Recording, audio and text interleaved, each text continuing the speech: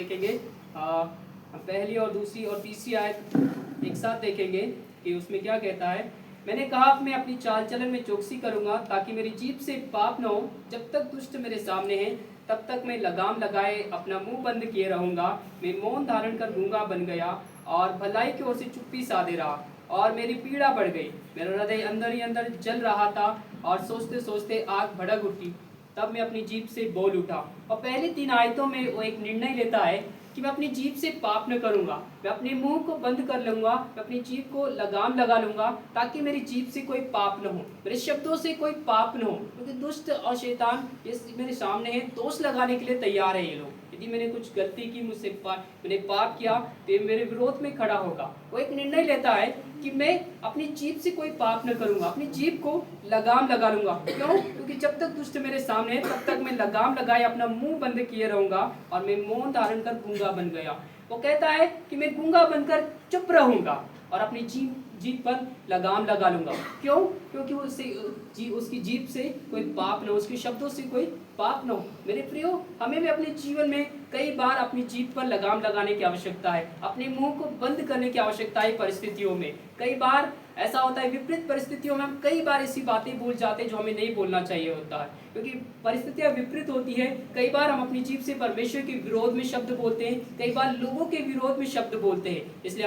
हमें अपनी जीभ पर लगाम लगाना आवश्यक है। जिस प्रकार दाऊद लेखक कहता है कि मैं अपनी जीभ पर लगाम लगाता हूँ और मैं अपने चाल चलन की चौकसी करता हूँ, ठीक वैसे ही हमें भी अपनी चाल चलन की चौकसी करनी चाहिए, अपनी जीभ पर लगाम लगाना चाहिए। मेरे प्रिय, एक कहानी के द्वारा मैं आपको समझाना चाहता हूँ। एक पिता और एक बेटा होता है और वो बेटा अपने शब्दों के द्वारा कई सारे अपशब्द बोलता है। वो ऐसी बातें बोलता है कि उसके माता पिता को बुरा लग जाता है, उसके पड़ोसियों को बुरा लग जाता है। मतलब उसके मुंह से ऐसे शब्द निकलते हैं जो किसी के भी हृदय को छेद सकते हैं या फिर बुरा लग सकता है। उसके पिता ने उसे समझाया लेकिन वो समझा नहीं कि अपने मुंह पर लगाम लगा, अपनी जीभ पर लगाम लगा और अपने शब्दों को सुधार। वो नहीं समझा। फिर भी उसके पिता उसे समझाता है और फिर भी वो नहीं समझता। तो उसका पिता एक दिन उसे एक बात बोलता है कि अपने जेब में कुछ कीले ले, जो हम लोहे की कील होती है वो उसे देता है। बोले लोहे की कीले ले और अपने हाथ में एक हथौड़ा ले। जब भी तू अपने मुंह से कोई अपशब्द बोले या तुझे ऐसा लगे कि मैंने बुरा बोला है या किसी व्यक्ति को बुरा लगा है या उसके हृदय को घात पहुंची है, तो जब भी तुझे ऐसा लगे, जब भी तू किसी व्यक्ति के बारे में कुछ कहे, तो जाकर वो कील दीवार में गाड़ देना, मतलब दीवार में ठोक देना। वो व्यक्ति ऐसे ही करते रहा। जब भी किसी व्यक्ति को बुरा बोलता, अपशब्द बोलता, उसे बड़ी खुशी होती और वो क्या करता, जाकर दीवार में कील ठोक देता। ऐसे कई दिनों तक होते रहा और जब उसके पास सारी कीलें खत्म हो गई, वो अपने पिता के पास गया और पूछा उसके पिता से कि पिताजी, जो कील आपने दी थी वो मैंने सारी कीलें दीवार में ठोक दी है, क्योंकि मैंने जब जब अपशब्द बोले तब तब मैंने कीलें ठोकी। उसके पिता ने कहा ठीक है, तूने मेरी आज्ञा का पालन किया, अच्छी बात है, लेकिन अब मैं तुझे एक और बात बोलता हूँ।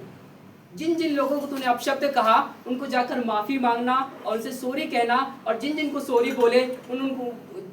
सॉरी बोले वो कील वापस निकालते जाना। मेरे प्रियो, उस बच्चे ने वैसे ही किया, उस जवान लड़के ने वैसे ही किया।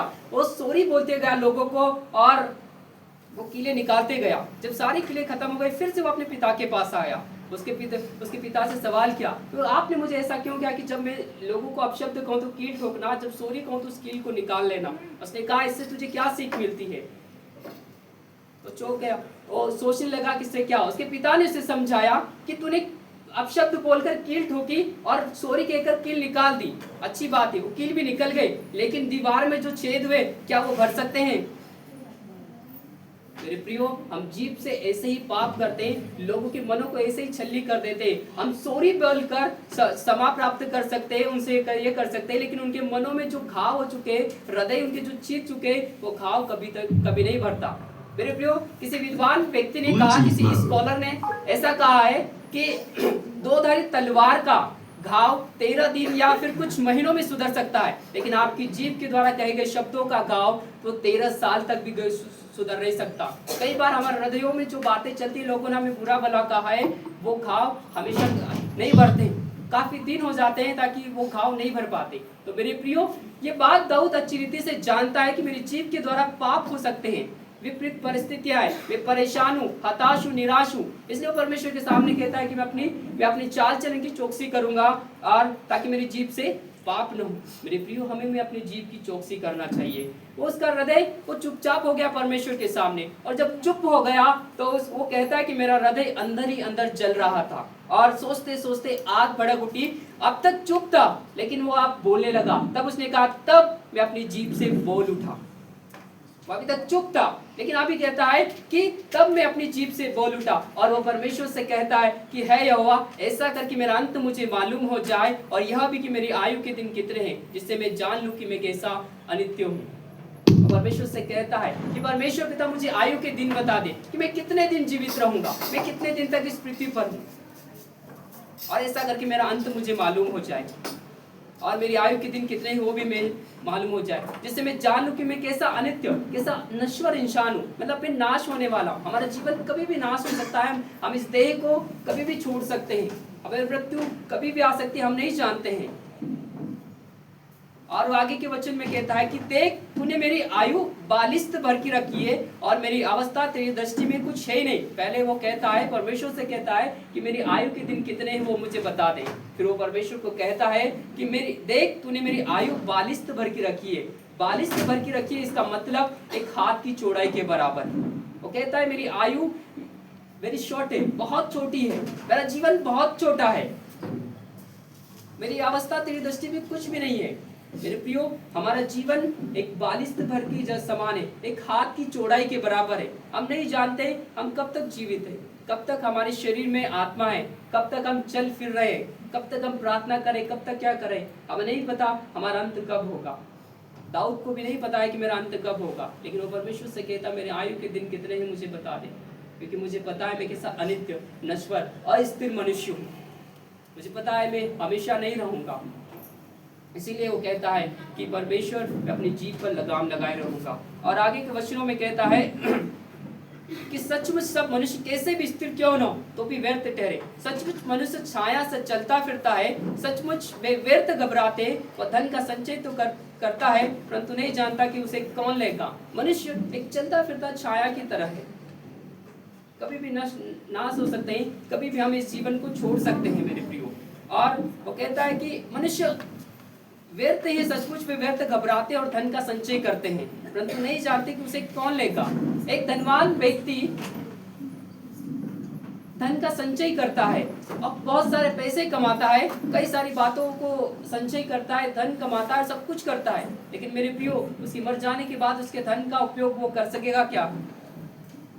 जो हम पैसा कमाते हैं, जो हम सेविंग करें, जो कुछ हम कर रहे हैं, हमारे मरने के बाद उसे हम यूज करेंगे क्या? यही बात दाऊद बताता है कि वो धन का संचय तो करता है परंतु जानता नहीं कि उसे कौन लेगा। एक धनी व्यक्ति बहुत सारा धन इकट्ठा करता है, बहुत सारी ये करता है, वो इसलिए धन इकट्ठा करता है ताकि आने वाले दिनों में मैं अपना जीवन आराम से बिता सकूं, आनंद के साथ बिता सकूं, अपनी हर एक आवश्यकताओं, जरूरतों को पूरा कर सकूं। हर प्रकार से मेहनत करता है, हर प्रकार से वो पैसा कमाता है और धन इकट्ठा करता है, लेकिन उसी रात उसकी मौत हो जाए तो अगले दिन उसका धन का उपयोग कौन करेगा? उसे भी नहीं पता है मेरे प्रियो। ठीक इसी प्रकार एक व्यक्ति धन का संचय तो करता है परंतु नहीं जानता कि उसे कौन उपयोग करेगा। यही बात हमें दाऊद राजा बताता है। 4, 5 और पहली 1, 2, 3 आयत में वो चुपचाप और अपनी जीभ पर लगाम लगाने के विषय में कहता है, और 4, 5 और 6 आयत में वो बताता है कि मनुष्य का जीवन कैसा है। मनुष्य का जीवन अनित्य, नश्वर है और स्थिर नहीं है, और मनुष्य का जीवन एक छाया के समान है जो कभी भी खत्म हो सकती है। जब तक उजाला रहता है हमें परछाई दिखाई देती है, और जब अंधकार होता है हम अंधकार में परछाई हमें दिखाई नहीं देती। वैसे ही हमारे मनुष्य का जीवन भी ऐसे ही है। भले हम धन संचय करें लेकिन किसके लिए कर रहे हैं वो हमें नहीं पता है।